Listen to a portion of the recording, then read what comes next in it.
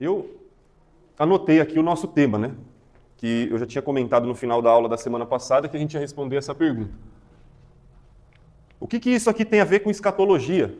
Né? Acho que tem um pouco. A gente está falando de um evento do passado, mas a gente vai perceber lá na frente como esses detalhes fazem diferença. Às vezes a gente está estudando um assunto que parece que a gente pode se perguntar por que a gente está vendo isso? Não era para a gente estar, sei lá, falando sobre Apocalipse? Mas tudo que a gente está tratando é como se a gente estivesse construindo um fundamento para a gente entender as próximas coisas. Na semana que vem mesmo, quando a gente falar sobre a questão do paraíso, né, onde que está o paraíso, esse assunto tem peso. Hoje eu já vou falar um pouco sobre isso, mas na semana que vem ele já tem peso. Então, quer dizer, o assunto da semana que vem fica mais parecido com a escatologia do que o assunto de hoje. Mas eu só entendo, ou eu entendo melhor o assunto da semana que vem, sabendo disso aqui. Então a gente está passando um beabá para poder construir o conhecimento de uma maneira que seja saudável. Eu até falei isso com o seu Ivan. Eu tenho me preocupado em trazer para vocês o maior número de informações possíveis, mesmo que eu ou a gente não concorde. Mesmo formulações doutrinárias que a gente vai explicar aqui e vai dizer, olha gente, tem gente que ensina assim. A gente não concorda por causa disso que a Bíblia diz. Poxa, mas se a gente não concorda, por que você está explicando? Porque uma hora você sai desse curso e vai conversar com alguém sobre esse assunto, e a pessoa vem e põe diante de você uma proposta que você nunca ouviu falar. E aí você fala, puxa vida, disso eu nunca ouvi falar. Aí você fica confuso. Então quando a gente estuda um assunto só dentro daquele quadradinho da onde a gente concorda, sempre que alguém vem com alguma ideia fora desse quadrado, a gente se perde. E eu não quero que isso aconteça em relação à escatologia, já que a escatologia é um assunto tão amplo. Então eu estou tentando apresentar tudo que está fora também do nosso quadrado, mas mostrando por que nós acreditamos nas coisas do jeito que acreditamos, tá? Então, você acha que esse assunto aqui não tem também discordâncias? Tem muitas discordâncias e eu vou tentar falar sobre elas, inclusive, tá bom? Bom dia a todos que chegaram. Antes que eu me esqueça. Nossa, eu nem lembro. Essa semana eu vi um vídeo sobre esse assunto. E o professor, que é um cara bem ele falou que fizeram uma pergunta para ele. Aonde fica o inferno? Aí eu falei, aí ele falou assim, o inferno é no final de uma vida sem Deus. Porque eu acho que a pergunta foi tipo assim, o endereço, né? Era geográfica. Ele falou, o céu fica onde? Como você já falou. Ele falou do Hades, falou tudo. Aí perguntaram para ele onde é que fica o inferno. Aí ele falou isso aí. No final de uma vida sem Deus. Exatamente. E até assim, sempre que a gente pensa em inferno, e eu tenho repetido isso, a gente sempre faz esse gesto, né? Lá no inferno, porque a ideia é das profundezas. Mas não é um lugar geográfico, né? A Bíblia sugere isso quando ela usa o linguajar, porque afinal de contas você sepulta uma pessoa, apesar de que o sepultamento naquela época era diferente, você lembra do sepultamento de Jesus, ele não foi enterrado, né? Ele foi colocado num sepulcro dentro de uma rocha. Ele não estava num nível abaixo da gente, né? O enterro não era subterrâneo, a gente chama de enterro. Era colocar dentro de um lugar, um compartimento, uma câmara. Mas a gente entende que o morto ele vai realmente, né, lá para o fundo. Então a concepção do inferno era esse lugar que tivesse depois da sepultura, indo ainda mais para baixo. Né? E aí tem aquela questão do Hades, a ideia das profundezas, enfim, isso é muito antigo, mas não dá para responder. Né? O inferno, geograficamente, ele está lá embaixo? Não sei. Não sei nem se ele está dentro dessa terra, né? Mas a Bíblia usa esse linguajar assim como usa o linguajar de que onde Deus está é no céu. E aí a gente normalmente olha para cima, né? Mas se Deus ocupa o universo inteiro, né? Então ele está para todos os lados, não só para cima. Mas enfim, aqui a gente já tem um desafio grande o suficiente, não vamos colocar outro, né, em cima desse. Vamos lá então, Jesus foi ao inferno? Eu espero que essa aula não seja só teoria, né? Que a gente possa tirar alguma coisa prática para a vida agora, no final de tudo. Então vocês me ajudem quando chegar a hora, né? Para que a gente tire lições práticas sobre isso. Lembra que a gente falou sobre a união hipostática, que era do que Jesus é feito, né? Jesus é homem. Jesus é homem. E Deus? Isso. E aí a gente viu lá que ele era 100% as duas coisas, né? 100% homem e 100% Deus. Poxa, mas como que pode ser 100 e 100? Né? Se já está 100 aqui, não sobra mais nada para cá. Então esse é o desafio da natureza de Jesus, diferente da nossa natureza. A gente é homem só. Jesus era homem, como nós, em todos os aspectos, mas ele também era divino. E aí você depois pode pesquisar mais ou assistir a nossa aula 1 para ouvir mais um pouquinho sobre isso. E ou pesquisar sobre união hipostática de Cristo, concílio de Calcedônia, você pode pesquisar sobre essas coisas. Mas, sendo 100% homem, que por enquanto é isso que nos importa, né? Porque quando Jesus morre, qual parte de Jesus que morre? A humana, né? Porque Deus não dá para matar Deus. Então essa parte de Jesus aqui, ó, ela nunca vai morrer. Mas essa parte, se ele é totalmente humano, ele vai morrer. Por isso que a gente não pode substituir esse 100% na matemática por metade, né? 50, 50. Eu não podia falar isso, que ele é metade homem, metade Deus. Não, porque que metade que ele não é homem? Poderia ser a da morte. Se tem metade dele que não é humano, aí se eu dizer que eu não posso matá-lo, seria verdade. Porque se tem uma parte dele que ele não é humano, mas ele é 100%, 100%. E se ele é 100% homem, ele morre. Agora, quando ele morre, o que aconteceria com Jesus? O que acontece, sei lá, morre um rato escondido dentro do telhado da sua casa lá, ou debaixo de uns caixotes de madeira lá, e você nem sabe que ele morreu, mas você vai ficar sabendo. Como que você vai ficar sabendo? Porque começa a cheirar, né? Começa a entrar em decomposição e sobe aquele fedor. Você vai falar, não sabia que tinha um rato, agora eu sei.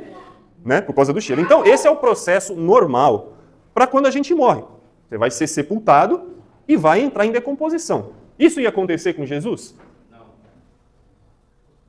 É porque diz que ele ressuscitou. Ah, sim, aconteceu. Quem respondeu não? Quem falou não? O Francisco? Não aconteceu, tá certo. Mas aconteceria? Sim. Por que não aconteceu? Porque ele ressuscitou. Não deu tempo de acontecer. Mas lembra, quanto tempo que Jesus ficou no sepulcro? Ele morre numa? E ele ressuscita num domingo, né? Aí a discussão não é se Jesus ficou 72 horas, porque pra gente 3 dias é 24 horas, mais 24, mais 24. Mas não é isso que a Bíblia está falando. Ele morre numa sexta, é o primeiro dia. Ele passa o sábado no sepulcro e ele ressuscita em qual dia? No terceiro dia. Foi o terceiro dia, certo? Você lembra da história de Lázaro? Que a gente até mencionou Lázaro, João 11. Quando Jesus manda tirar a pedra, ele estava de 4 dias já lá dentro, um dia só a mais. O que as pessoas falaram? Mas já cheira mal. Então, quer dizer, o processo aconteceu e aconteceria com Jesus e assim, daria para dizer que estava faltando pouco, né? Para o corpo de Jesus começar a cheirar mal. Mas o fato é que ele não entrou em decomposição. Mas entraria. Por que entraria? Porque Jesus é totalmente humano. O corpo dele ia entrar em decomposição. Ele ia parar de... A morte de Jesus é como a morte de qualquer um de nós. Parou de respirar. As pessoas não foram lá, o José de Arimateia. O José de Arimateia não pediu permissão para Pilatos e foi lá e tirou o corpo de Jesus da cruz. E Jesus estava como morto. Todo molenga, foi retirado, colocaram ele, fizeram todo o procedimento que dava para fazer, porque era o finalzinho já do dia. No corpo dele, enrolaram os panos lá, passaram as essências aromáticas para evitar justamente esse mau cheiro e colocaram ele no sepulcro. Ele não respirava, ele não se mexia, ele não piscava, o coração dele não batia. Era a morte de um ser humano normal, certo? Isso aconteceu com Jesus. E se ele ficasse ali, o corpo dele ia se decompor. E aí a gente tem um texto que fala sobre isso, que é na pregação de Pedro, né? A primeira pregação que ele faz em Atos capítulo 2. Ele cita um salmo. Atos 2. Ele vai citar um salmo no final da pregação. Vou aqui a partir do versículo 26, ó. Tá aqui na tela, tá? Essa versão é da NVI. Ó. Por isso o meu coração está alegre e a minha língua exulta. Isso é o que Davi disse lá no salmo. O meu corpo também repousará em esperança. A ideia daqui do repousará já está falando de um descanso, né? Vai descansar. Porque qual que era a confiança de Davi? Porque tu, né? Davi está falando com Deus no Salmo, porque tu não me abandonará no sepulcro, nem permitirá que o teu santo sofra decomposição. E o Salmo continua, e Pedro continua citando o Salmo. Tu me fizeste conhecer os caminhos da vida e me encherá de alegria na tua presença. Só que aí Pedro vai interpretar esse Salmo para os ouvintes. Deu para entender a cena, né? O Espírito Santo desceu em Atos 2, lembra? Eles começaram a falar em outras línguas. Os ouvintes ficaram curiosos, por que esses caras que não estudaram estão falando sobre as grandezas de Deus na nossa língua materna? E pararam para ouvir, e Pedro aproveitou para começar a pregar. Durante a pregação de Pedro, ele cita um salmo de Davi, que a gente acabou de ler, e agora vai explicar para os seus ouvintes o que o salmo queria dizer. 29. Irmãos, posso dizer-lhes com franqueza que o patriarca Davi morreu e foi sepultado, e o seu túmulo está entre nós até o dia de hoje. Quer saber onde que Davi foi colocado? Tinha lá o sepulcro do Davi, devia ser famoso. 30. Mas ele era profeta e sabia que Deus lhe prometera sob juramento que colocaria um dos seus descendentes no seu trono. Prevendo isso, falou da ressurreição do Cristo, que não foi abandonado no sepulcro e cujo corpo não sofreu decomposição. Então, pelo que Pedro está dizendo aqui, o salmo que Davi escreve falando sobre ele mesmo. Mas agora Pedro está dizendo que, na verdade, o salmo era a respeito de outra pessoa. Que outra pessoa? Jesus. Poxa, como que Davi escreve? Ah, minha alma vai descansar em paz, porque o meu corpo não vai ser deixado no... Porque Deus não vai me abandonar no sepulcro e nem vai permitir que o santo dele sofra a decomposição. Mas ele sofreu. Davi sofreu a decomposição. Então Davi estava falando de outra pessoa que ele nem sabia, é isso que a gente chama de profecia, né? Hã? Exatamente, esse outro que vai se sentar no trono. Agora Pedro captou a ideia. Ele falou, então o salmo não era sobre o próprio Davi. Agora a gente consegue entender que o salmo na verdade é sobre Jesus. Porque em Jesus, aí sim, e é isso que ele fala, ó. Olha o que Pedro fala. Ó, deixa eu ser franco com vocês. Davi morreu e foi sepultado, o túmulo dele está aí. Sendo bem honesto com vocês, ele disse aquelas coisas, mas ele está aí, a profecia não se cumpriu com ele. Mas ele era um profeta e sabia que Deus prometeu sob juramento que colocaria um de seus descendentes no seu trono. Prevendo isso, ou seja, Davi, sendo inspirado por Deus, falou da ressurreição do Cristo, porque o Cristo não foi abandonado no sepulcro e o corpo dele não sofreu decomposição. Olha que coisa interessante, porque nós estamos falando aqui, se Jesus foi ao inferno, e eu já disse na semana passada que essa palavra inferno, na Bíblia, quando a gente pensa em inferno, a gente pensa naquele lugar definitivo. E o lugar definitivo, na língua grega, era o Guiena. Esse é o lugar de condenação final. Mas, a palavra que muitas vezes foi traduzida por inferno nas Almeidas, qual que era mesmo? Isso, é outra palavra, que é Hades. Então a gente tem duas palavras no original, e tem até outra, né? Que é o Tártaro. A gente tem duas palavras no original e uma só tradução em português. Então, Jesus foi no Guiena? Não. Ainda não, porque o Guiena é aquele lugar que vai ser inaugurado na condenação eterna. Mas o Hades, que é o mundo dos mortos, é aonde Jesus foi parar, a gente entende. Porque, afinal de contas, Jesus morreu. Se esse lugar é o mundo dos mortos e Jesus era humano e morreu, ele foi para onde? É aí que tem um bocado de ideias, né? E eu vou apresentar mais uma aqui, você pode concordar ou discordar, ou você pode estudar mais e ver que esse texto, alguns textos que a gente vai trabalhar hoje, são bem controversos, mas vamos começar por aqui. E aí olha só que interessante, quando a gente olha nessa passagem que Pedro está citando, ó, prevendo isso, Davi falou sobre a ressurreição do Cristo, que não foi abandonado no sepulcro, ele não foi abandonado. No terceiro dia ele não voltou à vida, então ele não foi abandonado. Olha que interessante, qual é a palavra que está sendo traduzida aqui, ó, por sepulcro? Eu troquei aqui, tá? Coloquei o número dos verbetes. Aqui, ó, na morte, né? Eu mudei agora para Almeida, tá? Mas a palavra sepulcro lá é essa palavra morte. E essa palavra no original, ó. Peraí. Olha que palavra que é. Quando você lê aí, na sua Bíblia, que o meu corpo não vai ser deixado no sepulcro, qual que é a palavra que está sendo dita lá por Pedro? Que foi traduzida para a gente por sepulcro? Hades. Então, se você quisesse ler esse versículo aqui, né, esses versículos, dessa maneira, não teria problema nenhum. Ó. Vou voltar para a NVI aqui. Prevendo isso, falou da ressurreição do Cristo, que não foi abandonado no Hades, que foi traduzido por sepulcro, mas poderia ser traduzido por mundo dos mortos. Então, Cristo não foi abandonado no mundo dos mortos, e cujo corpo não sofreu decomposição. Então, esse é o lugar onde o texto, né, de Salmos lá, era Salmos capítulo 16, anunciava. Pedro usa esse salmo aqui e diz que Jesus teve acesso a esse Hades, que é o lugar onde todo ser humano que morre vai, e se Jesus era homem, quando ele morreu, ele esteve, mas ele não foi abandonado lá. Né? Todos nós que morremos vamos ficar lá esperando até o dia do juízo. Mas Jesus não voltou antes? Então ele não foi deixado lá no Hades. Mas deu para ver que a palavra já está aí. Alguém faz um favor para mim e abre em Mateus capítulo 12. Mateus capítulo 12 e leia o verso 40. Enquanto isso eu vou colocando aqui na tela também.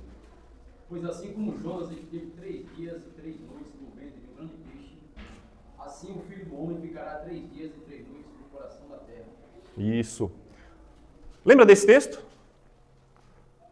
Jesus está mostrando para o povo qual é a evidência sobre ele. Então, assim como Jonas esteve 3 dias e 3 noites, aonde? No ventre do peixe, o Filho do Homem, e quem é o Filho do Homem? Obrigado, Renan. Jesus vai estar em que lugar? No coração da terra. Né? E essa é a ideia que a gente está falando do Hades. Né? O coração da terra, tem a terra, e a ideia do coração é aquilo que está lá mais dentro ainda, né? Então Jesus mesmo faz essa afirmação. Como muitos interpretam essa proposta? Ele está fazendo uma comparação da morte dele com a situação de Jonas. Né? Jonas ficou sumido por 3 dias e ele estava onde? Nas profundezas do mar. E Jesus vai ficar sumido por 3 dias e ele vai estar onde? Né? Dentro do sepulcro. Então seria oculto à nossa vista. É uma tradução possível, mas me parece que Jesus está falando realmente que ele vai para um lugar profundo. Então assim, Jesus foi ao inferno. Eu acho que isso aqui, ó, é um título bom para vídeo do YouTube, né? Que o pessoal gosta de colocar aquele vídeo que chama atenção. Mas, na verdade, essa não é a melhor definição. A definição aqui seria: Jesus foi ao Hades. Aí sim. Porque quando a gente fala sobre inferno, a gente está falando sobre aquele lugar onde está o diabo, né? Onde ele vai ser lançado e os demônios dele. Mas não é neste lugar que a Bíblia está dizendo que Jesus vai.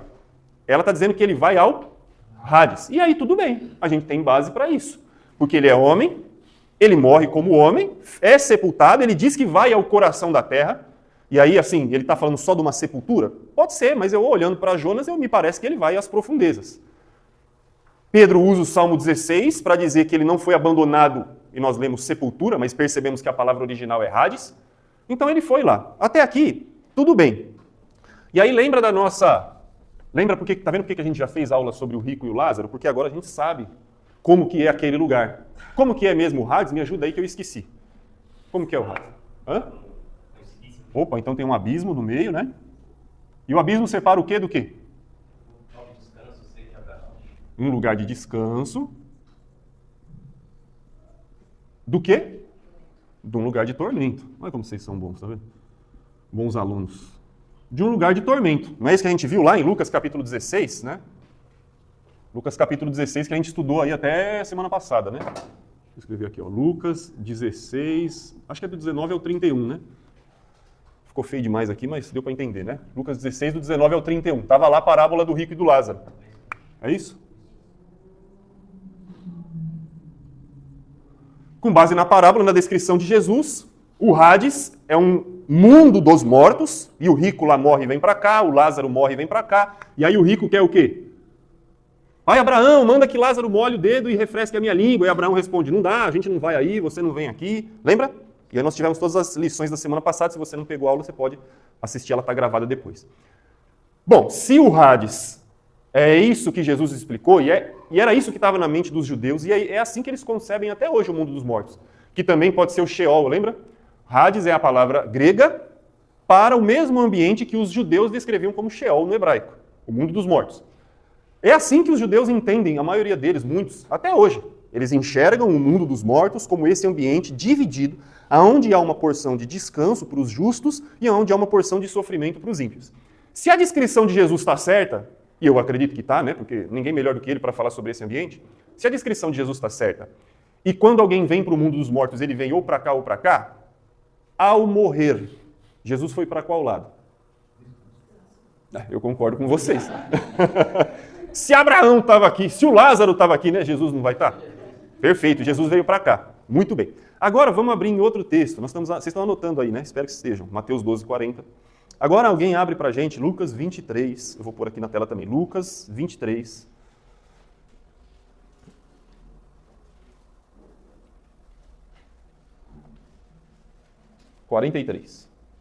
Conhecido esse texto, né? Jesus está sendo crucificado, tem um ladrão de cada lado dele na cruz. Os dois zombam de Jesus, mas um deles nota que Jesus, ao morrer, está tendo uma conduta que não é normal. Pedindo que Deus perdoe os inimigos e etc. E aí ele parece que se rende, né? Ele confia em Jesus. E lembra o que ele disse para Jesus? Pode voltar aí uns 2 versículos, né? Isso. Mas aí o que ele... Lê, começa no... Deixa eu ver.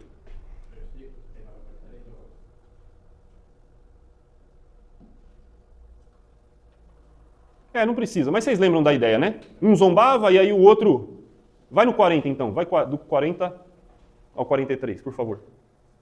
43. Respondendo-lhe o moço, repreendeu, dizendo: nem ao menos tens estando sobre igual sentença, nós, na verdade, com justiça, recebemos o castigo que os nossos atos merecem, mas este nenhum mal fez. E acrescentou Jesus, lembra-te de mim quando vieres no teu reino. Jesus lhe respondeu: em verdade te digo que hoje estarás comigo no paraíso. Isso, conhecido esse texto, né? Até alguém já mencionou ele aí nas semanas anteriores. Hoje a gente vai estar junto no paraíso.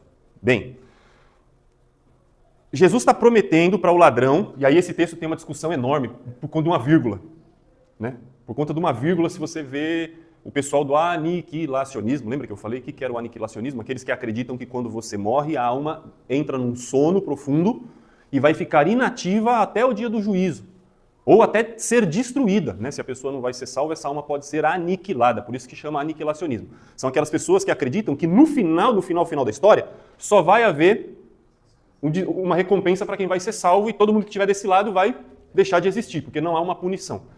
Aí eles entram numa discussão, né? Porque se Jesus diz que hoje eles vão estar no paraíso juntos, significa que eles não vão estar dormindo. Significa que eles vão estar acordados. E aí o que eles fazem? Eles colocam uma vírgula. É que essa tradução aqui da NVI, ela não ajuda tanto a entender isso. Mas se eu for aqui na Almeida, a Almeida vai dizer: em verdade te digo que hoje estará comigo no paraíso. Aí eles traduzem, por exemplo, os adventistas, né? Como que eles traduzem isso aqui, ó? Inclusive, o Rodrigo Silva tem uma tese de mestrado para explicar, para defender esse texto do jeito deles, né, dos adventistas. Em verdade te digo hoje, vírgula, estarás comigo no paraíso. Qual que é a diferença? Eu estou te dizendo hoje, mas isso só vai acontecer outro dia. Se não tem a vírgula, isso vai acontecer hoje. Está vendo a diferença que faz o texto? E a gente vai perceber que tem muitos textos que esses detalhes fazem a diferença. Ué, mas não é só ir lá no original e olhar onde está a vírgula? Não tem vírgula no original, lembra? Os manuscritos nunciais em maiúsculos, com pouca pontuação. Então não tem. Aí eles acharam um manuscrito lá que tem um risquinho. Sabe quando você está escrevendo assim, sem querer raspa a caneta? E aí dizem que aquele manuscrito seria o original, porque tem uma marca ali, que se eu não me engano a vírgula no grego é um ponto alto. Se eu não me engano, é um ponto alto, né? Não é um ponto embaixo, é um ponto alto, se eu não me engano. E aí tem toda essa discussão, né? Te digo hoje, não, Jesus está dizendo para ele naquele dia, mas isso só vai acontecer mais para frente. O que eu quero mostrar nesse texto? Nós não vamos seguir essa linha, vamos seguir a linha que está posta aqui, ó. Em verdade te digo que hoje estará comigo no paraíso. Quando que Jesus vai estar com o ladrão no paraíso? Naquele mesmo dia. E aí tem toda a discussão, mas eles não morriam no mesmo dia, eles eram crucificados e ficavam 1, 2, 3 dias. Morria de exaustão na cruz. Mas nesse caso eles morreram. Lembra que o soldado testa, né, para ver se Jesus morreu e fura o lado de Jesus. E como vai entrar o sábado e é Páscoa, o que eles fazem com os ladrões? Antecipam como? Quebrando o joelho deles, né? Então quebra o joelho, eles não conseguem mais se sustentar e provavelmente morreram por asfixia naquele dia mesmo. Então não tem nenhum problema com dizer que hoje eles estariam juntos no paraíso, porque Jesus morreu nesse dia e o ladrão também. Agora, Jesus morreu e foi para onde mesmo? O Hades. Então Jesus veio para onde? Para cá. E o ladrão que se arrependeu? Até 5 minutos atrás o ladrão ia para onde? Para lá. Mas como ele estava vivo, ainda tinha chance. Então ele veio. Lembra por que na semana passada a gente nomeou esse lugar como paraíso? E aí até tinha lá o texto de Lucas 23, 43, né? E aí eu falei, acho que eu não falei, mas eu pensei, vou deixar para ler isso na semana que vem. Por isso que nós chamamos esse lugar de paraíso. Porque Jesus diz que hoje, Jesus vai morrer, vão colocar ele no sepulcro, ele vem para o Hades, e ele diz que no Hades o ladrão vai estar lá com ele também num lugar de descanso. Aí, poxa vida, só tem essa interpretação? Não, tem outra. Qual é a outra interpretação? Que Jesus e o ladrão no mesmo dia foram para o céu. Tem essa interpretação. Só que aí a gente esbarra num outro texto. E eu peço para vocês abrirem lá, João capítulo 20. E João capítulo 20 já é... O que diz a epígrafe lá em cima? A ressurreição. João capítulo 20 já é o domingo. Até aqui, ó, a gente estava vendo a sexta-feira. No domingo, a gente conhece a história, né? As mulheres vão lá, e aí Maria Madalena vê que o sepulcro está aberto, ela volta correndo, avisa os discípulos, Pedro e João saem correndo, chega lá, confere que realmente o sepulcro está vazio, e eles voltam e ela fica lá chorando, né? Puxa, roubaram o corpo do meu Senhor e tal. E aí alguém aparece atrás dela, né? Ó, os anjos aparecem, e pergunta para ela, mulher, por que você chora? Ela respondeu, porque levaram o meu Senhor, não sei onde o puseram. Tendo dito isto, voltou-se para trás e viu Jesus em pé, mas não reconheceu que era Jesus. Perguntou-lhe então Jesus: mulher, por que choras? Jesus fez a mesma pergunta que os anjos. A quem procuras? Ela, supondo que ele fosse o jardineiro, respondeu: Senhor, se tu o tiraste, dize-me onde o puseste e eu o levarei. O que eles estavam pensando? Que roubaram o corpo de Jesus. 16. Disse-lhe Jesus: Maria. E aí, por esse chamado que Jesus faz, ela o reconhece. E olha para trás e diz em hebraico Raboni, que quer dizer mestre. Mas olha que interessante o versículo 17. O que Jesus vai dizer para ela? Recomendou-lhe Jesus: não me detenha, porque ainda não subi para o meu Pai. E aí ele continua: mas vai e diz para os meus irmãos que subo para meu Pai, o vosso Pai, para o meu Deus, o vosso Deus. No domingo, quando Jesus acordou, ou melhor, acordou não, né? Ressuscitou, e Maria foi lá com ele, o que ele disse? Para onde ele não tinha ido? Eu não sei onde ele tinha ido, mas aonde ele não tinha ido ainda? No céu. Então esse paraíso não é no céu, porque ele disse que no domingo ele ainda não foi lá. Então esse texto de João 20, 17, nos leva a crer. Olha só, você põe Lucas 23, 43 e João 17 frente a frente, não para brigar. Você pega duas verdades e está tentando entender essas duas verdades sem negar nenhuma delas. Em um texto, Jesus diz que vai estar hoje no paraíso com o ladrão. E no domingo ele diz que não foi para o Pai. Aonde eu sei que o paraíso não está ainda? No céu. Porque se ele vai estar no paraíso na sexta, mas no domingo ele diz que ainda não foi para o Pai, então o paraíso não está onde o Pai está. Ficou claro isso só para mim ou para todo mundo? Todo mundo? Concorda? Então, aonde é esse paraíso, se não é no céu? Por isso que a gente dá o nome de paraíso a esse lugar de descanso. Que até então Jesus tinha designado como seio de Abraão, mas agora a gente chama esse lugar de paraíso. É o paraíso definitivo para onde a gente vai morar sempre? Lembra que o mundo dos mortos, o Hades, é o estado provisório. É o estado que é intermediário. É entre a vida agora e a eternidade. Então, esse não é o paraíso também para onde a gente vai morar para sempre, mas este lugar é chamado por Jesus de seio de Abraão, mas ao se deparar com o ladrão na cruz, ele diz: hoje a gente vai estar no paraíso. E esse paraíso não foi no céu. Então foi aqui. Esse é o nosso entendimento. Qual é a outra proposta que tem se não essa, Lucas? É de que Jesus realmente foi para o céu. E aí que faz o que com João 20, 17? Tenta interpretar ele de um outro jeito. Eles vão dizer que, olha a outra proposta além dessa, tá? Espera aí, deixa eu rebobinar um segundo. Vamos concluir primeiro essa. Jesus, então, desceu com o ladrão para o paraíso. Quem que ele encontrou aqui? Quem que ele encontrou aqui? Quem mais? Certo? Ele encontrou esse pessoal todo aqui, Jesus. E ele ficou aqui até quando? E aí, domingo, o que aconteceu com ele? Porque a alma não é a religação da parte material e da imaterial? Nós temos uma parte material e uma parte imaterial, né? Somos nós hoje. Na morte, elas se separam. O corpo fica num lugar, no sepulcro, e a alma vai aguardar. Elas estão separadas. A ressurreição é a reunião dessas duas partes, mas a parte que decompôs, que é o corpo, vai ser transformada. E a gente vai ter lá na frente do curso uma aula só para falar sobre ressurreição, mas só para a gente entender. Então, o lado imaterial de Jesus, humano, porque ele era humano como a gente, o lado imaterial de Jesus veio para cá e o corpo ficou no sepulcro. E aí Jesus ficou aqui na sexta, então, que a gente está entendendo, né? A Bíblia diz isso? Não. A gente supõe ao fazer esse tipo de leitura. Jesus veio para cá, ficou aqui na sexta, no sábado, e no domingo de manhã, a parte imaterial, o Espírito de Jesus, sai deste lugar e volta para se religar com o quê? Com o corpo dele lá no sepulcro. Só que o que vai acontecer com o corpo de Jesus e com Jesus como um todo? Ele vai ser transformado e vai assumir o corpo da ressurreição. Aquele Jesus que está falando com Maria Madalena aqui, algum romano podia chegar com uma espada por trás dele e matá-lo novamente? O Jesus ressurreto não morre mais. Ele já tem um corpo glorificado, o corpo que vai ser herança para todo cristão, e a gente vai trabalhar isso ao longo do curso. Jesus não morre mais. Então ele passa, o nosso entendimento com essas leituras, de acordo com essa visão, ele vai passar os 3 dias, o seu corpo no sepulcro e o seu lado imaterial no mundo dos mortos. No domingo, ele sai daqui, volta, se liga ao corpo, recebe a transformação, possui o corpo ressurreto, e aí nem precisava rolar aquela pedra para ele sair de dentro do sepulcro. Antes desse acontecimento de Jesus aí, teve alguém que teve aí, ficou 4 dias e tornou, né? Que foi o Lázaro, né? Foi lá do outro lado, né? Exatamente. E nesse caso aí, como você falou que não podia morrer, esse morreu de novo. Muito bem. Você fez duas observações importantes. O outro Lázaro, né, não é o Lázaro da parábola, é o Lázaro que Jesus realmente ressuscitou. Ele morreu, ficou 4 dias. Ele estava onde? Aqui. A Bíblia não fala nada se ele tem alguma memória do que aconteceu aqui, ou ele volta e a Bíblia não diz nada sobre isso. Mas a evidência do milagre é real. E ele volta para o corpo. E qual é a diferença do Lázaro, então, de João 11, para Jesus no domingo? Qual que é a diferença? Um recebe o corpo glorificado. Exatamente. Então, se alguém passasse a espada no Lázaro, ele morreria. Inclusive, você vai ler o texto lá logo no capítulo 12, os judeus estão tentando matar ele porque ele é uma evidência do poder de Jesus. Lázaro morre, inclusive morreu, né? Quando envelheceu, morreu. Muito bem, vocês estão afiados aí. Certo? Então, de acordo com essa visão, é isso que aconteceu e no domingo Jesus então volta à vida. Qual uma outra proposta além dessa? Que Jesus desceu realmente a este lugar, mas depois ele foi para o céu. Ele foi para o céu e depois na ressurreição ele volta aqui para baixo. Então tenta-se interpretar isso aqui, né? Ainda não subi para o meu Pai, e eles vão dizer que esse não subir é não subir por definitivo.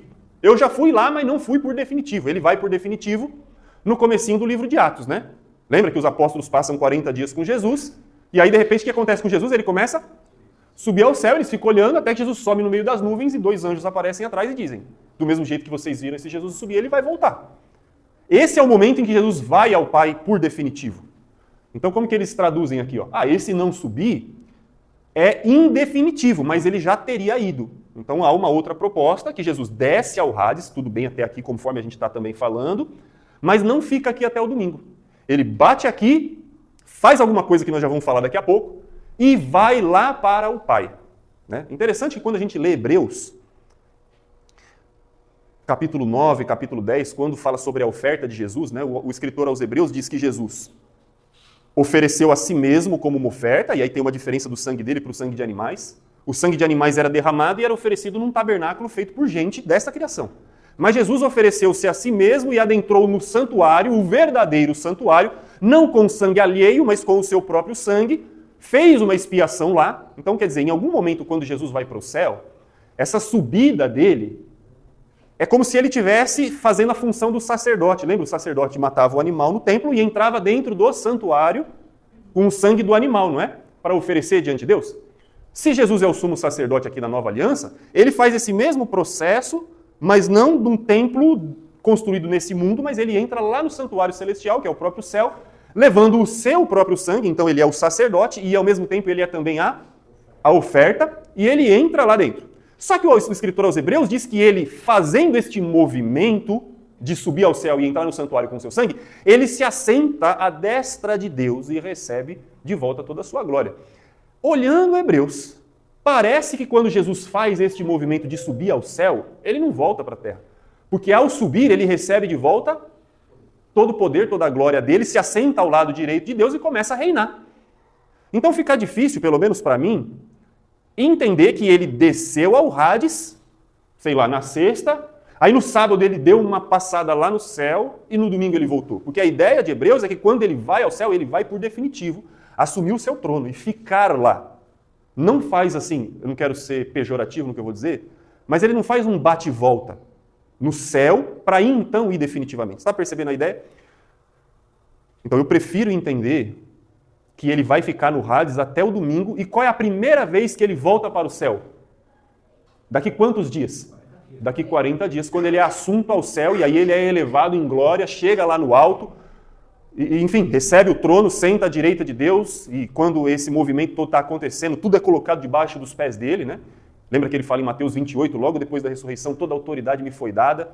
Todo esse movimento da morte, do sepultamento, da ressurreição e da ascensão de Jesus fazem com que ele assuma toda a autoridade sobre todas as coisas e tudo seja colocado debaixo dos pés dele. Eu estou entendendo desse jeito. A outra visão que eu acabei de dizer, que ele vai para o céu e volta, tem bons proponentes, bons teólogos também, mas eu não me alinho muito com essa. Tem uma outra que diz que ele, na verdade, nunca veio ao Hades. Nunca veio ao Hades. Ele morre na cruz, o corpo dele é colocado na sepultura e o espírito vai direto para o céu. Então existe uma negação também desta realidade aqui. Para algumas pessoas, Jesus nunca foi ao Hades. Tá? Se você olha a história da igreja, a igreja ela teve as suas eras, né? Então a era que a gente chama de era apostólica é o primeiro século, a era que os apóstolos estavam vivos. Mas os apóstolos morreram e aí teve uma era logo depois da dos apóstolos, que é a chamada de patrística. É dos pais apologetas, dos pais da igreja. São aquelas pessoas que aprenderam com os apóstolos, né? Irineu, Tertuliano. eles aprenderam com os apóstolos ou foram alunos de quem aprendeu com os apóstolos, assim como você não conheceu o seu bisavô, mas ele está perto de você. Você pode perguntar sobre o seu bisavô para o seu avô, ou você pode perguntar sobre o seu avô para o seu pai. Então você tem uma ligação muito próxima. A patrística, os pais da igreja, são esses primeiros séculos logo depois dos apóstolos. E eles, assim, quase que majoritariamente acreditavam que Jesus foi ao Hades. Uma das primeiras pessoas que vai dizer não para essa proposta foi Agostinho. Ele vai dizer não, e aí ele faz a interpretação de um texto que a gente vai daqui a pouco lá, 1 Pedro capítulo 3, para sugerir uma outra coisa. E daí, dessa proposta de Agostinho, alguns vão dizer que, não, Jesus nunca foi ao Hades.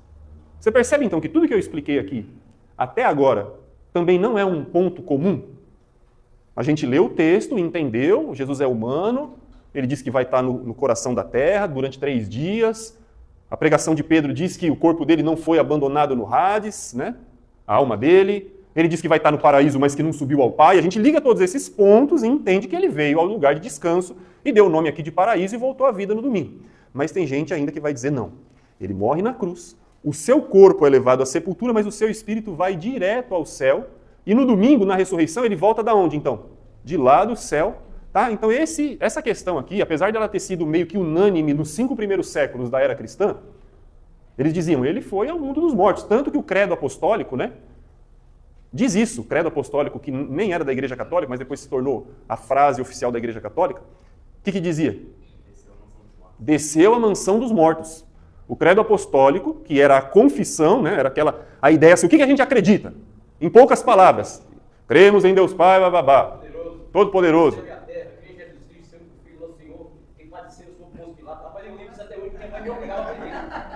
Você não precisava ler a Bíblia, né? E assim, foi um esforço da igreja no começo, porque a Bíblia era em latim, nem todo mundo podia ler. Nem todo mundo tinha isso que a gente tem hoje. Traduções, acesso às línguas originais. Você dependia sempre de alguém para aprender. Então, o conhecimento, era mais fácil se criar o credo, né? E o credo, o que é? O que nós cremos? Então, você tinha um resumo da fé. Se você decorar esses pontos, você sabe no que você crê e essa é a fé que vai te salvar. E o credo tinha essa proposta. E dentro do credo estava a afirmação.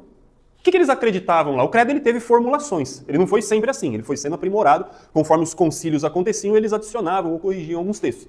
Mas, basicamente, o credo já dizia Jesus foi ao Hades. E isso foi ponto pacífico. Até, basicamente, o 5º século. Depois começou-se a ter novas propostas e hoje a gente tem tudo isso. Jesus foi ao Hades ou não foi ao Hades. Se ele foi rapidinho e depois foi para o céu, ou ficou lá os 3 dias. Então, dentro dessa primeira opção, eu tenho mais 2.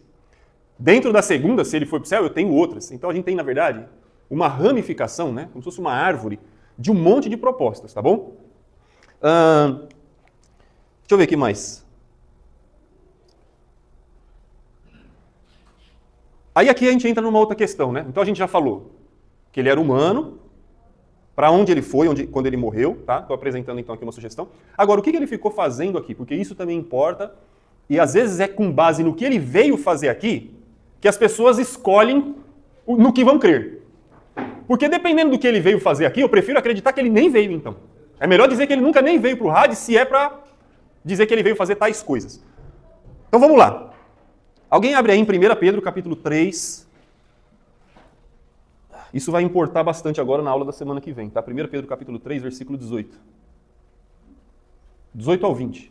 Pois também Cristo padeceu muita vez pelos pecados, o justo pelos injustos, para conduzir vocês a Deus, morto sim na carne, mas vivificado no Espírito, no qual também foi e pregou aos espíritos em prisão, os quais foram desobedientes, quando Deus aguardava com paciência nos dias de Noé, enquanto se preparava a arca, no qual poucas pessoas, apenas 8, foram salvas através das águas. Isso. Vamos parar aí por enquanto. O texto tem seu contexto, né? É bom que a gente conseguisse ler o antes e o depois, mas não vai dar tempo agora. Mas nesse texto aqui, ele vem alimentar mais ainda essa questão. Porque o que Pedro está dizendo, e até muita gente vai dizer que Pedro aqui, na verdade, se inspirou na Epístola de Enoque, né? Que não é um livro bíblico, é um apócrifo que muita gente fala, você já leu o livro de Enoque, né? É um livro famoso que leva o nome daquele Enoque lá, do comecinho do livro de Gênesis. Pedro faz uma citação aqui que se parece muito com uma citação que existe dentro do livro de Enoque, mas nós não precisamos de Enoque, vamos ficar com Pedro. Ele diz o quê? Cristo morreu, aqui nós não temos problema com isso. Ele morreu, ele era humano. Negar a morte de Jesus é uma heresia. Lembra que os gnósticos já faziam isso. Quantas vezes Jesus morreu? Por causa do quê? Dos pecados. O justo pelos injustos, ou seja, ele em favor de nós. Para quem é beneficiado com isso? A gente. A morte dele, o sofrimento dele me beneficia, ele era justo, eu injusto, mas pelo sofrimento dele eu vou ser conduzido de volta a Deus. É verdade, Jesus morreu Mas e no espírito, como ele ficou? Vivo. Aí já começa aqui as dificuldades. Porque, por exemplo, no grego, quem tem NVI, não está com letra maiúscula aí o espírito, ou não? Tá, não tá? Na NVI? E na Almeida não. Lembra como que eram os manuscritos? Era tudo maiúsculo. Quem vai dizer aqui por que, por exemplo, Noé, era tudo maiúsculo. A gente põe a primeira letra porque é um nome próprio. Se for o Espírito de Deus ou o Espírito Santo, é o tradutor que vai definir. Então existe uma discussão tão grande nesse texto, e está lá, pneumático, do Espírito, mas é que Espírito? Jesus foi vivificado no seu Espírito, que é a sua porção imaterial, ou foi vivificado pelo Espírito Santo, né? Porque o Espírito Santo é o agente da ressurreição de Jesus. As duas traduções são possíveis, né? Porque aqui esse no grego, pode ser traduzido pelo. Se é no Espírito, é do Espírito do próprio Jesus. Se é pelo Espírito, é pelo Espírito Santo. E aí, só aqui a gente já tem uma discussão. Porque se ele foi pelo Espírito Santo, o restante do texto quer dizer uma coisa. Se é no Espírito dele, o texto quer dizer outra coisa. Não quero tornar essa discussão cansativa, mas vamos se ater aqui ao que importa pra gente agora, né? Se foi no Espírito Santo ou se foi no Espírito dele, eu não sei. Mas o que eu sei é que na carne ele estava morto. E no Espírito ele estava vivo. Quando que Jesus está morto na carne? Na existência, desde toda a eternidade, até toda a eternidade, de trás à frente, qual é o único instante na existência que Jesus está morto na carne? Durante os 3 dias, não é? Então, assim, esse texto parece estar falando para a gente sobre algum evento que aconteceu durante aqueles 3 dias. Ele está morto na carne, vivificado no Espírito. Ok. No qual o quê? Nesse estado de vivificado, em Espírito, o que ele fez? Foi e pregou aos espíritos em prisão. E aí, não sei se você já está começando a captar a ideia, mas o que as pessoas vão dizer? Quando Jesus morre, ele vai, né? Está morto na carne, então ele vai para... E quando ele chega no Hades, o que ele faz? Vai para o descanso, mas que atividade que ele faz lá no descanso? Prega aos espíritos em prisão. Aí começa, né? O que Jesus estava fazendo lá? Então, os espíritos aprisionados poderiam ser todos, né? Porque até quem está do lado de cá está aprisionado dentro do Hades. Tá bom? Mas as propostas são, olha quantas. Jesus veio aqui para o paraíso, então estava aqui Abraão. Abraão está aqui, né? O Lázaro da parábola. E Jesus também está aqui. E mais um monte de gente. O que Jesus teria feito, por uma interpretação, uma leitura rápida, o que ele fez? Ele chegou aqui e pregou. Para quem? Por quem estava do lado de lá. Aí, assim, pregou para quê? Você prega para alguém para quê? Para salvar. Então Jesus teria feito uma pregação para resgatar as pessoas deste lado e oferecer salvação a elas. Lembra que a gente comentou ao ler a parábola? Né? O que Jesus falou na parábola? Qual foi a resposta de Abraão para o rico? Não dá para vir para cá, não dá para vir para lá. Então a gente tem que interpretar. A primeira leitura que a gente faz daqui é essa. Mas essa leitura não pode negar outras evidências bíblicas. Não é esse o exercício da exegese? Você lê o texto e fala, ok, entendi A. Mas no outro livro aqui, o A não é possível. Então eu volto aqui e falo, tá, eu entendi A, mas não é A. Não é A porque lá a Bíblia diz que não pode ser A. Então eu vou continuar lendo para ver, porque deve ser outra coisa. Então, essa questão não é verdade, mas lembra que eu disse que era quase unânime entre os pais da igreja de que Jesus tinha ido ao Hades? Também era quase unânime entre eles que Jesus fez isso aqui. E ao ir ao inferno, os pais da igreja diziam que ele foi pregar para resgatar pessoas daqui. Porque não seria justo que essas pessoas fossem punidas sem nunca ter ouvido o evangelho. Então Jesus iria ao mundo dos mortos, faria uma pregação oferecendo salvação a essas pessoas. Isso também foi ponto pacífico no começo da igreja. Eles entendiam que Jesus foi fazer uma missão de resgate às pessoas no Hades. Mas a gente tem, de fato, um problema com essa interpretação. Ela não concorda com o restante das Escrituras. Tanto que até a palavra que é usada aqui, ó, pregou, não é evangelizar, né? Porque a ideia do evangelizar é anunciar as boas novas para salvar. Essa palavra que é traduzida por pregou é uma proclamação. Jesus foi ao inferno e fez uma proclamação. Então, se, apesar de muita gente acreditar que ele foi ao inferno fazer uma missão oferecendo salvação para cá, e isso discorda de muito das Escrituras, mas muitos teólogos ainda defendem isso, tá? Muitos teólogos ainda defendem que Jesus, e aí usam até Filipenses capítulo 2, né? Para que ao nome de Jesus se dobre todo o joelho no céu, na terra e debaixo da terra. É como se Jesus, ao vir esse lugar, tivesse conquistado seguidores e ou esvaziado, ou praticamente esvaziado esse lugar. E ainda hoje, muitos teólogos de renome acreditam nisso. Que não é na morte que acabam as suas chances, mas no juízo final, na vinda de Jesus. Aí você não tem mais chance, mas até como morto você teria. A gente concorda com isso? Não. Não concordamos porque você lê aqui a parábola de Jesus, ela está falando o que você tinha que ter feito, rico. Você tinha que ter feito na sua vida. Você teve os seus bens.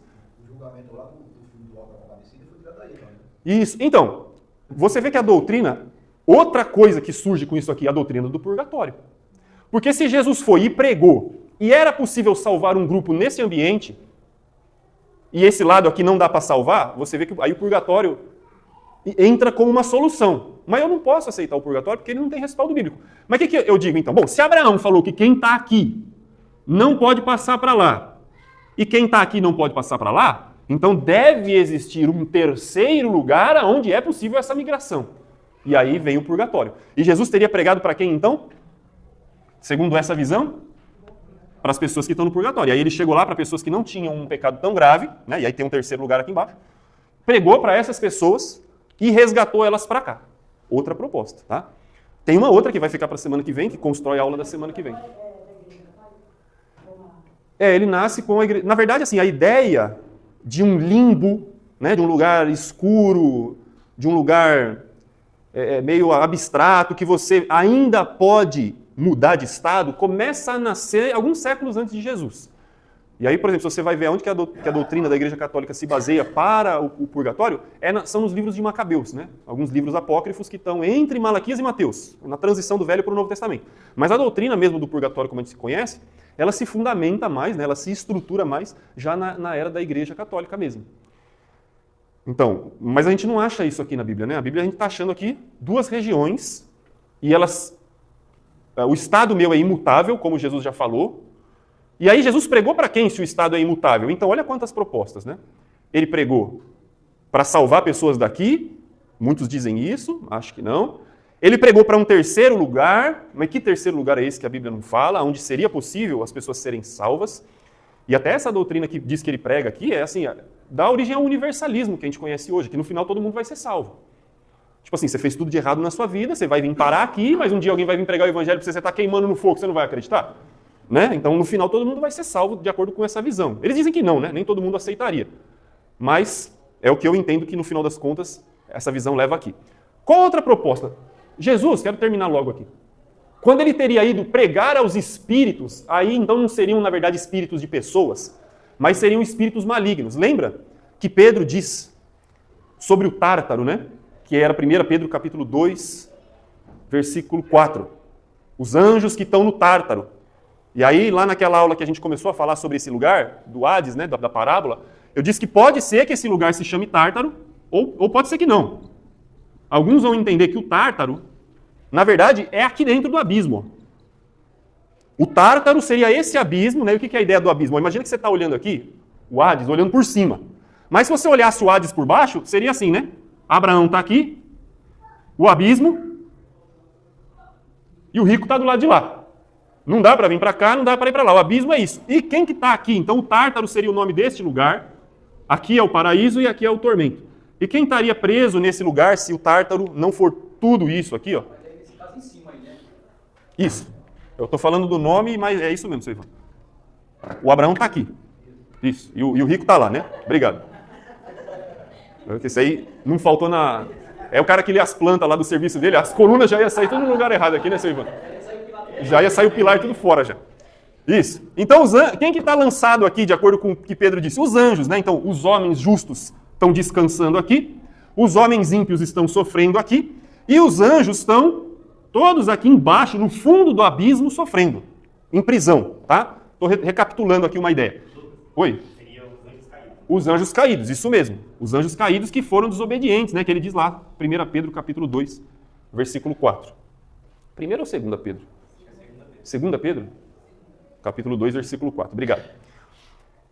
Então, qual que é a outra proposta?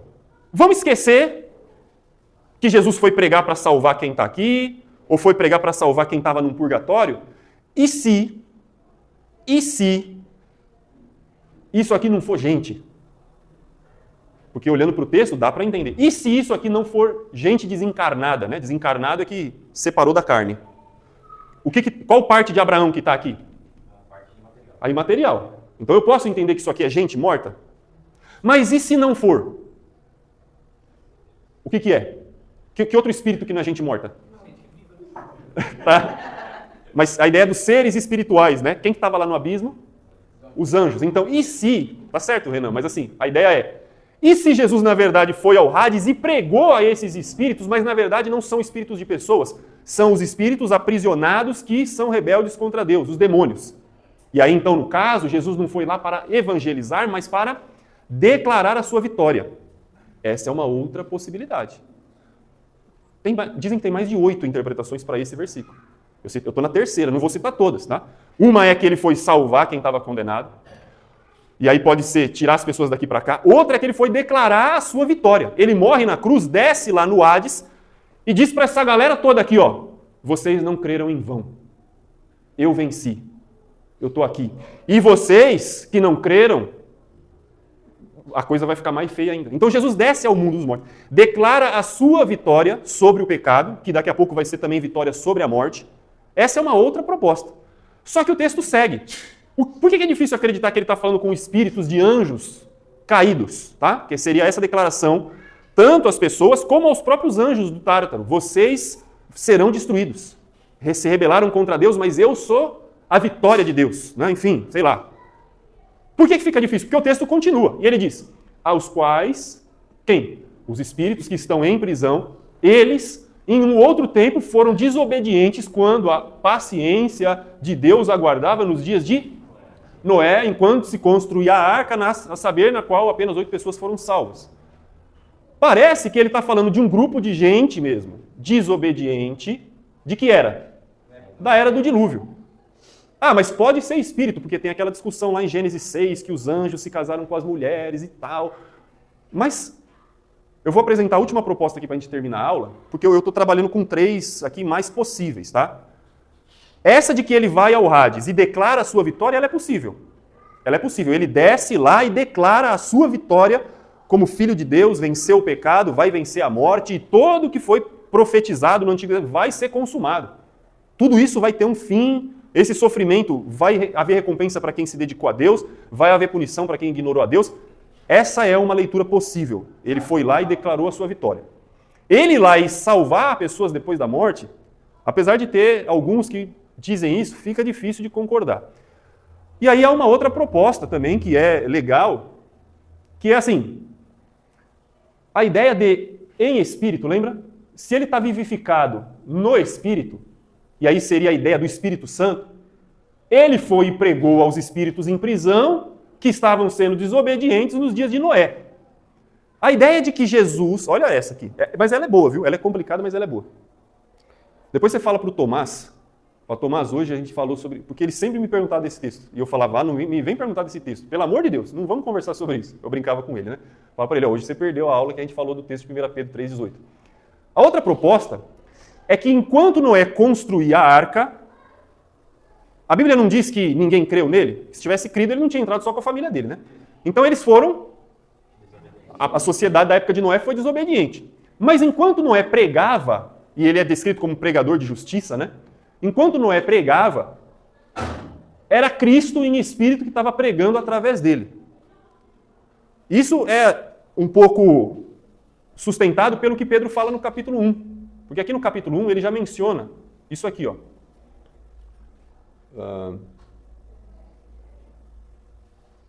Foi a respeito dessa salvação que os profetas indagaram e inquiriram, os quais profetizaram acerca da graça a vós outros destinadas. Está falando o que foi escrito no Antigo Testamento. Eles investigavam atentamente qual a ocasião ou quais as circunstâncias oportunas indicadas pelo Espírito de Cristo que neles estava, ao dar de antemão testemunho sobre os sofrimentos referentes a Cristo e sobre as glórias que o seguiriam. a eles foi revelado que não para si mesmo, mas para vocês ministravam as coisas que agora vos foram anunciadas por aqueles que pelo Espírito Santo, enviado do céu, vos pregaram o Evangelho. O que ele está dizendo aqui? Os profetas do Antigo Testamento foram inspirados pelo Espírito, e aí quando os profetas falaram, quando Elias falou, quando Moisés falou, quando Isaías falou, quem falava através deles? O Espírito Santo, o Espírito de Deus, mas aqui é descrito como Espírito de Cristo, falava através deles. E eles, ao falar ou ao escrever o que escreviam, que recebiam por inspiração, observavam com todo cuidado o que aquilo queria dizer. Isaías, quando escreveu lá, o servo sofredor, do capítulo 53, é como se ele tivesse ficado, o que isso quer dizer? Ele entendeu que aquilo não era para ele. É o que Pedro acabou de explicar aqui. Mas que, não para si mesmo, mas para vocês ministravam as coisas que agora vos foram anunciadas. Eles falavam sobre Cristo e eles entenderam, pelo Espírito que inspirava eles, que essas coisas escritas eram sobre vocês. O fato é que o Espírito estava inspirando esses homens do passado, então por que não teria feito a mesma coisa com Noé, enquanto Noé construía a arca? Então Noé, enquanto construía a arca, dizia para as pessoas, arrependam-se, Deus vai mandar um dilúvio. E Noé pregava 2 vezes, né? Pregava e pregava. Enquanto ele pregava aqui era Noé, mas quando pregava aqui, quem era que falava? O Espírito de Cristo que falava através dele. Mas as pessoas creram? Elas foram, desobedientes, né? Lá no versículo 20. E aí, por serem desobedientes, veio o dilúvio, o que aconteceu com elas? Morreram, e por serem desobedientes, vieram para onde? Para cá. Então Cristo teria vindo ao Hades, proclamado a sua vitória. Ele, ao mesmo tempo que falou lá na boca do Noé e pregou para aquela população da época e eles não creram, agora, quando morre, ele vem aqui e prega a esses espíritos que morreram, que agora estão, e diz para eles, está vendo como Noé estava certo? Era eu que falava através dele.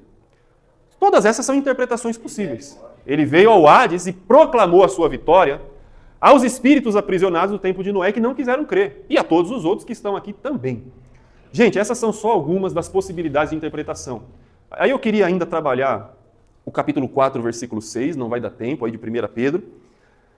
E tem um outro texto que tudo bem deixar para a semana que vem, que já não é de Pedro, é de Paulo. Mas assim, o que eu quero mostrar com isso aqui?